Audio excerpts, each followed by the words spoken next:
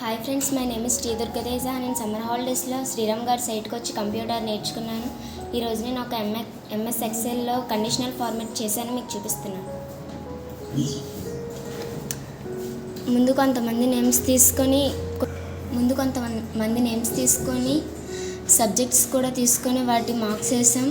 దీన్ని conditional format చేయడానికి హోమ్లోకి వెళ్ళి కండిషనల్ ఫార్మాట్ మీద క్లిక్ చేసిన తర్వాత హైలైట్ సెల్స్ రూల్స్ వస్తాయి. ఇందులో greater than, less than, between, equal to ఇలా 4 టైప్స్ ఉంటాయి.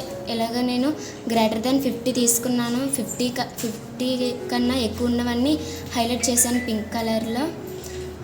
అలాగే నెక్స్ట్ వన్ కూడా అలాగే నేమ్స్ తీసుకొని సబ్జెక్ట్స్ నేమ్స్ కూడా తీసుకున్నాను. లెస్ దెన్ 50 కన్నా తక్కువ ఉన్నవన్నీ హైలైట్ చేశాను ఆరెంజ్ కలర్లో.